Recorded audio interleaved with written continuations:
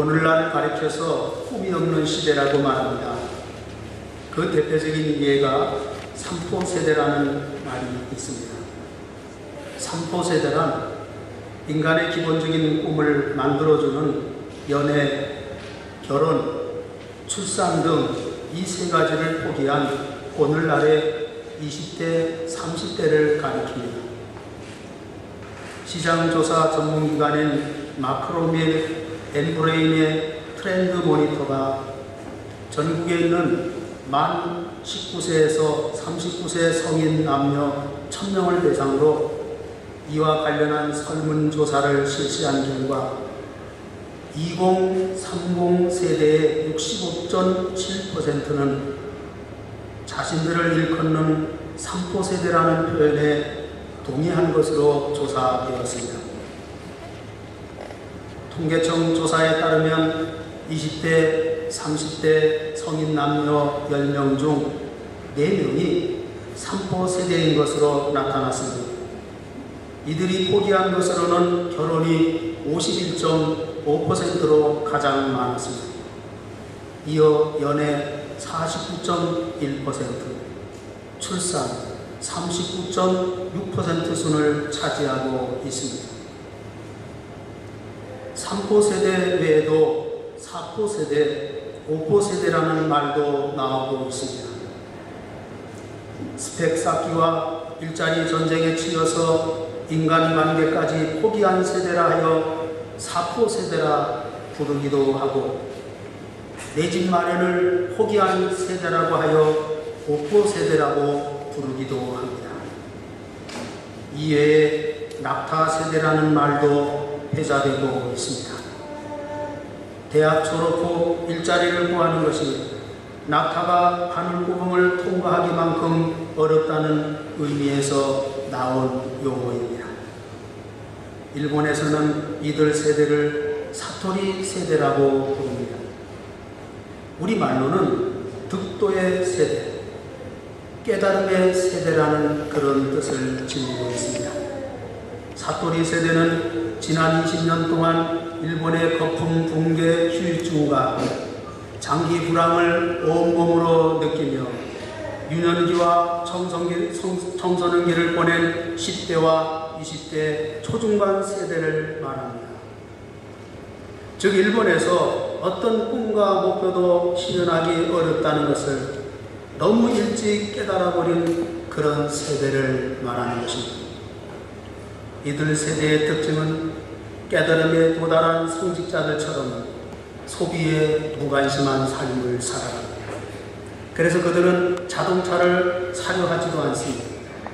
브랜드 옷을 입으려 노력하지도 않으며 스포츠도 즐기지 아니하고 술도 안 마시고 여행도 역시 가지를 않습니다. 또 연애나 결혼도 관심이 없고 돈을 많이 벌겠다는 그런 의욕도 사라졌습니다. 주목받는 일을 할 생각도 없다는 것입니다. 참으로 안타까운 현실입니다.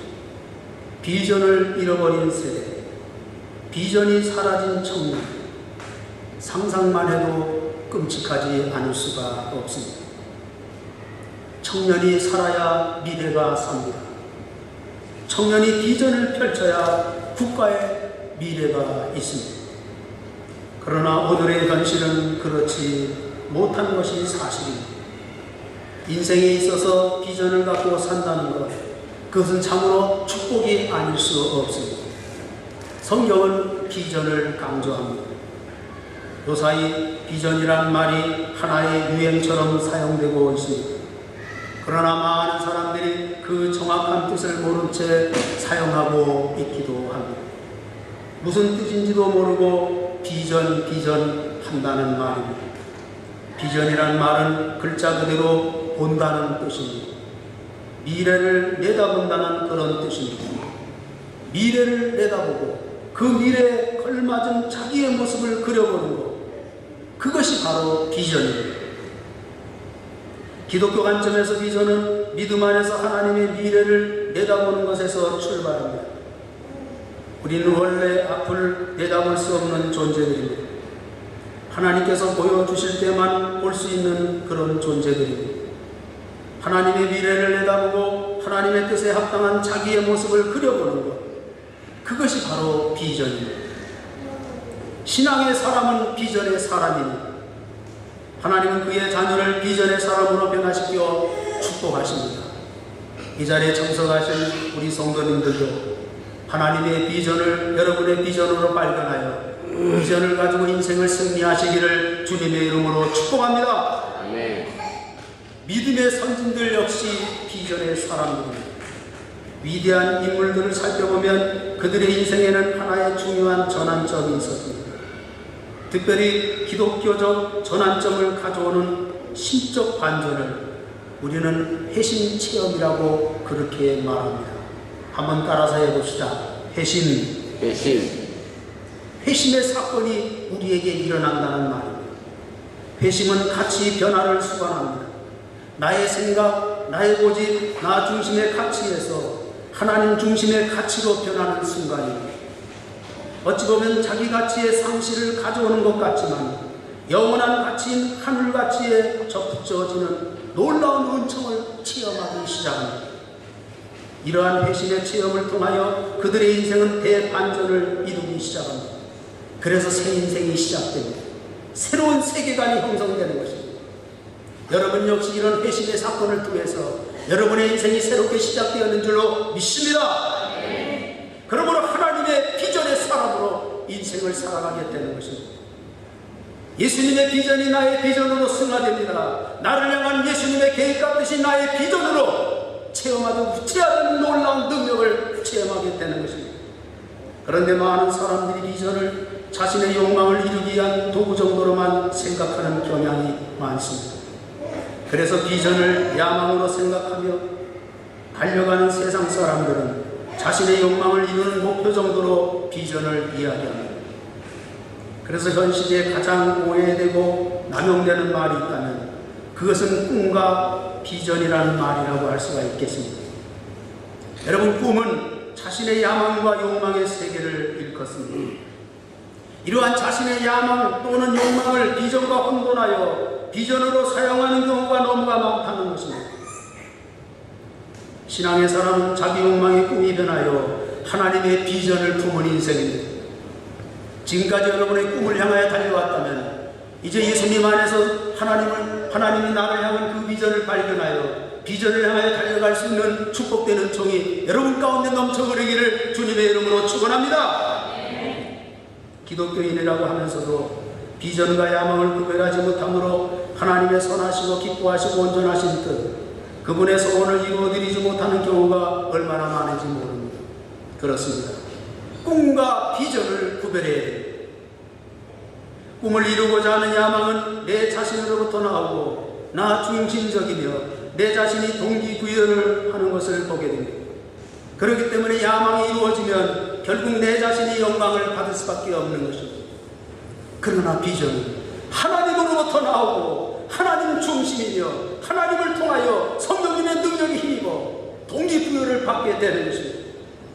그러므로 그 비전이 이루어지면 많은 좋은 열매를 맺게 될 뿐만 아니라 하나님 홀로 영광을 받아주시고 비전의 사람들은 승리하면서 예수님의 제자임을 세상으로부터 일컬음을 받게 되는 줄로 믿습니다. 그렇습니다. 비전은 나를 향한 하나님의 꿈이고 계획이고 소원이고 뜻입니다. 그래서 비전은 하나님의 자녀들만이 누릴 수 있는 특권입니다. 본문의 주인공 야곱의 아들 요셉 역시 비전의 인물입니다. 요셉은 청소년 때부터 비전으로 성장했습니다. 그는 형님과 부모들 앞에서 비전 이야기를 고백했습니다. 요셉이 했던 비전 이야기는 그저 단순한 꿈 이야기가 아니었습니다. 하나님의 비전이 담겨있는 그런 꿈의 내용이었습니다. 곡식단 이야기를 통하여 그는 비전 이야기를 고백합니다. 들에서 곡식단을 묶는데 형들의 곡식단이 네 단을 둘러서서 절하더이다, 그런 말이에요. 형님들이 분개하기 시작합니다. 그리고 해와 달과 11별들이 내게 절하더이다라는 두 번째 비전을 들은 형님들도 역시 분노를 참지 못했습니다. 네가 과연 우리들의 왕이 되려느냐? 형들과 부모가 자기에게 절한다는 꿈 이야기는 형들의 분노를 사고 말았습니다. 그러나 이런 내용을 들었던 아버지는 그 꿈 이야기를 마음에 두었더라고 성경은 우리에게 말씀하고 있습니다. 초등학교 온라인 교육 사이트에서 2010년도에 당시에 6,397명의 학생들에게 장래 희망을 물어본 설문조사를 살펴보았습니다. 그 결과 전체 응답자의 20%인 1,310명이 연예인이 되고 싶어 했습니다. 운동선수나 예술인이 되겠다고 그런 비전에 포함시킨다면 응답자의 40%가 유명인이 되고 싶다는 그런 목표를 정하고 있었습니다. 그리고 27%는 안정적인 직업인 교사나 공무원을, 그리고 나머지 20%는 전문직을 갖고 싶다고 대답했습니다. 시대적인 상황이 드러난 결과라고 생각됩니다. 예전에는 강력한 리더십이 요구되는 대통령이나 장관이 되겠다는 대답과 변호사나 의사 등등이 되겠다는 대답이 거의 대부분을 차지했었습니다. 그러나 대중매체를 많이 접하는 요즘 초등학생들은 많은 사람들에게 인기를 받는 스타가 되고 싶어 한다는 것입니다. 무조건 돈 많이 벌고 성공해서 스타가 되는 것이 그들의 꿈이며 장래의 소망이 되고 마는 것입니다. 무엇이 바른 인생이고 바른 성공인지를 가름하지 못한 판단에서 나온 선택이 아닐 수가 없는 것입니다. 여러분, 성경으로 돌아가 보시기 바랍니다. 요셉이 꾼 꿈은 하나님의 비전입니다. 이 자리에 참석한 성도 여러분, 하나님의 비전을 품으시기를 주님의 이름으로 축원합니다. 하나님의 미래가 그 안에 담겨져 있는 비전입니다. 하나님의 뜻에 신령한 간절한 소원이 담겨있는 비전입니다. 오늘 우리는 신앙인으로 요셉과 같은 비전을 품어야 할 줄로 믿습니다. 우리들은 하나님의 비전을 가져야 합니다. 그러나 여러분, 하나님의 비전을 가졌다고 평탄한 인생이 결코 아닙니다. 하나님의 비전은 고난을 달고 함께 간다는 사실입니다. 한번 따라서 해봅시다. 비전은 고난과 함께 간다. 요셉의 형제들이 그를 일컬어 꿈꾸는 자가 오는도다라고 부를 정도로 요셉은 비전에 집착한 인생을 살았습니다. 그런데 이런 비전의 사람 요셉에게 큰 시련이 찾아왔습니다. 그 시련은 지금까지 꾼 꿈을 포기해야 될 것 같은, 그래서 한낱 물거품이 되어버릴 것 같은 혹독한 시련이었습니다.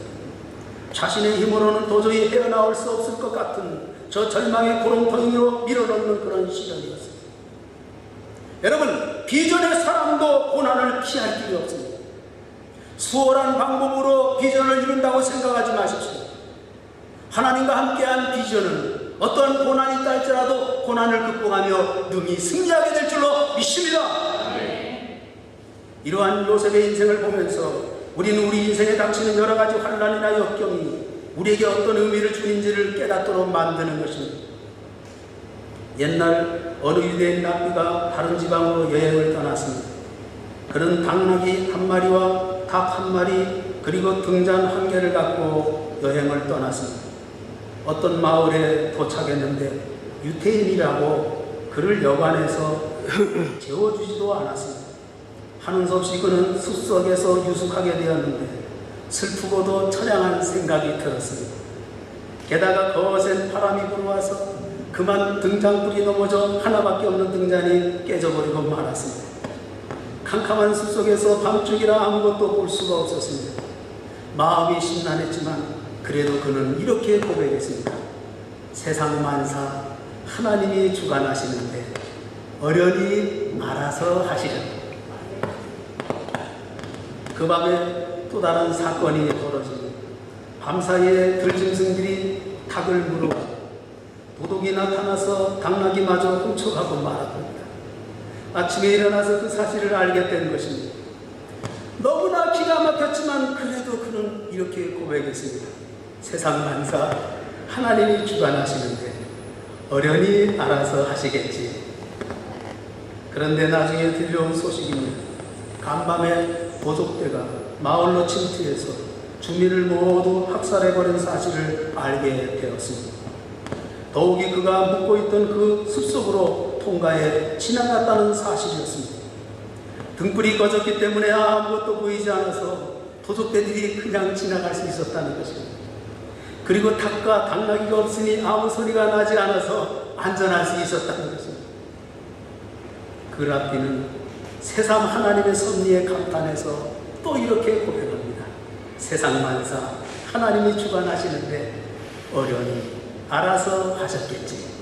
할렐루야. 네. 그렇습니다. 고난 중에도 하나님의 뜻이 있습니다. 하나님의 비전을 갖고 살아가는 자는 고난 앞에서 절대로 쓰러지지 않습니다. 여러분에게 지금 환난과 고난과 역경과 시련이 왔습니까? 하나님을 바라보며 믿음으로 승리하시기를 주님의 이름으로 축원합니다. 네. 하나님의 비전을 가진 자에게도 원치 않는 고난과 역경이 따르기 마련입니다. 그러나 고난 속에 놀라운 하나님의 섭리가 역사하고 있다는 사실입니다. 안 되는 것 같지만 되는 역사가 일어납니다. 없는 것 같지만 있게 되는 역사가 일어납니다. 불가능하지만 가능해지는 것이 하나님의 섭리의 역사입니다. 이런 축복이 여러분의 축복이 되기를 주님의 이름으로 축원합니다. 가는 길이 막히는 것 같지만 오히려 열리는 길이 된다는 것입니다. 이것이 믿음의 사람이 품은 하나님의 비전을 가지고 살아가는 인생 방법입니다. KFC 창업주인 커넬 할랜드 샌더스 씨는 3남매의 장남으로 태어나 6살 때 아버지를 잃었고 7살 때부터 어머니 대신 빵을 굽는 등 역경을 거쳐야만 했습니다. 그가 KFC를 창업할 때는 그의 나이가 65세였습니다. 여러분, 이 이야기를 좀 깊이 들어보시기 바랍니다. 그는 농장 일꾼, 직업군인, 보험, 외판원 등등을 거쳐서 29세 시절 때 주유소를 차립니다. 참 기발한 아이디어죠. 세차를 먼저 해준 뒤 기름을 넣는 서비스 정신을 발휘했더니 번창하기 시작해서 그러나 나중에 대공황으로 말미암아 망할 수밖에 없었습니다. 40세 시절 때 주유소 모퉁이에 식당을 차려 인기를 끌었지만 4년 만에 그만 화재로 말미암아 모든 것을 잃어버리게 되었고 남은 건 단돈 $105뿐이었습니다. 실패의 연속입니다. 그러나 그는 결코 포기하지 않고 하나님께 매달려 간구하기 시작합니다. 그런데 놀라운 일은 기도 중 환상이 나타나는데 통닭 한 마리가 나타났습니다. 할렐루야! 그래서 양념 닭튀김을 개발한 지혜가 생겼다는 것입니다. 이때가 1952년도입니다. 그 프랜차이즈가 55년도에 시작되어 현재는 전 세계에 3만 개 이상의 대리점이 생겼으며 연매출 5조 2천억 원을 달성하는 세계적인 기업이 되었습니다. 하나님께서 비전을 주셔서 그의 나이 65세에 꿈이 이루어졌습니다. 할렐루야! 늦은 거 아닙니다. 멈춘 거 아닙니다. 좌절하지 마시기를 주님의 이름으로 축원합니다. 아멘. 생각해 보십시오. 왜 그렇게 그는 고생했습니까? 왜 그런 고생을 견뎌했습니까? 비전이 있었기 때문입니다. 비전이 그로 하여금 숱한 고난과 역경, 좌절과 슬픔 속에서도 다시 일어서도록 만들어 주었다는 것입니다. 여러분에게 비전이 있습니까? 오늘의 고통과 역경보다 훨씬 큰 비전이 우리에게 있다면 우리는 고통과 역경을 참고 견디며 이길 수가 있는 줄로 믿습니다. 그러나 우리가 어려움 앞에서 불평하고 자신의 처지를 원망한다면 그건 우리의 비전이 우리가 당한 어려움보다 작기 때문일 것입니다. 비전을 잃어버렸거나 비전이 작으면 어려움 앞에서 좌절하고 불평할 수밖에 없는 것입니다. 역경을 이겨낼 힘이 내게 없다고 생각하도록 만드는 것입니다. 노예로 팔려간 요셉에게는 결코 포기할 수 없는 비전이 있었습니다. 오래전에 하나님께서 꾸게 하신 바로 그 꿈이었습니다. 형들뿐만 아니라 아버지 어머니도 자기 앞에 무릎을 꿇을 정도로 하나님께서 자신을 크게 쓰실 것이라는 꿈을 늘 가슴에 안고 살았습니다. 그 꿈은 인생의 가장 비관적인 상황인 노예가 되었어도 심지어 억울하게 감옥에 갇혔어도 포기될 수 없는 인생 최대의 목표였습니다.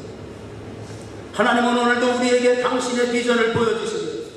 비록 우리의 삶이 작다 할지라도 우리를 향한 하나님의 비전은 누구에게나 있다는 사실입니다. 그 비전을 포기하지 말고 끝까지 붙잡으시기를 주님의 이름으로 축원합니다. 1992년 김혜자 씨는 최고의 인기 드라마였던 사랑이 뭐길래를 그 드라마를 마치고 편안하게 유럽 여행을 다녀오려고 계획을 했습니다. 그런데 월드비전 선교에서 혹시 월드비전 선교의 대사가 되어서 아프리카에 다녀올 생각은 없냐는 그런 제의를 받게 됩니다. 그녀는 영화 아웃 오브 아프리카를 생각하며 그 제의를 수락했고 아프리카로 날아간 그녀는 일평생 잊을 수 없는 아프리카의 천상을 경험하게 됩니다. 질병과 굶주림으로 죽어가는 어린이를 안고 그녀가 할 수 있는 하는 아무것도 없었습니다. 오직 우는 것밖에 없었습니다. 이후로 그녀의 삶은 달라지기 시작합니다. 단 100원이면 아프리카 한 어린이를 배불리 먹일 수 있다는 사실 앞에, 하루에서 3만 5천 명이 굶어서 죽는다는 사실 앞에 그들을 돕는 사람이 되기로 결심합니다. 사실 지구의 사람들은 100명으로 계산한다면 현재도 50명이 굶주리고 있고 그중 한 명은 굶어서 사망하고 있는 것이 오늘의 현실입니다. 이런 사실 앞에 그녀는 그들에게 희망을 전달하기로 결심합니다. 하나님의 비전을 품었습니다. 그녀가 낸 책 꽃으로도 때리지 말라, 이 책에서 그는 이렇게 고백합니다. 나는 죽을 때까지 이 일을 계속하겠노라. 절망의 땅에 희망을 심겠다는 비전을 품었습니다. 그녀에게 새로운 인생이 시작되었습니다. 그러나 그 비전을 이루기 위해서는 숱한 고난을 각오해야 했습니다. 나 자신을 희생하지 않고서는 그 비전을 이룰 방법이 없는 것입니다. 김혜자 씨도 그의 책에서 다음과 같이 결론을 내립니다. 나는 희망이 언제나 어려움을 극복해 준다고 믿는다. 그리고 슬픔의 유일한 치료제는 나눔이며 사랑이 그 어떤 전쟁과 죽음보다 더 강하다는 걸 나는 믿노라. 그렇습니다. 여러분, 비전은 고난을 극복합니다. 고난을 감수합니다. 비전은 고난과 함께하지만 고난을 통해 이루어가시는 하나님의 섭리가 숨겨져 있습니다. 그러므로 비전은 반드시 이루어집니다. 비전을 이루는 길에 고난이 있지만 그것은 축복인 줄로 믿습니다. 하나님의 구원 계획은 하나님의 비전입니다. 그 구원 계획은 십자가 즉 고난을 통해서 이루어졌습니다. 성도님들, 여러분도 하나님의 자녀들입니다. 비전의 삶을 사는 우리들에게도 주님은 오늘도 이렇게 축복하며 말씀하십니다. 현재의 고난은 장차 우리에게 나타날 영광과 비교할 수 없도다. 할렐루야. 네. 기도하겠습니다. 주님, 비전의 인생들이 되기 원합니다. 하나님의 비전이 나의 비전이 되기 원합니다. 요셉 같은 인생을 살아가게 하여 주시옵소서. 어떤 고난과 시련 앞에서 좌절하지 말게 하시고 뒤를 돌아보지 말게 하시고 하나님을 믿고 의지하는 가운데 하나님의 비전을 품고 승리하는 인생을 살아갈 수 있는 성도들이 되게 하여 주시옵소서.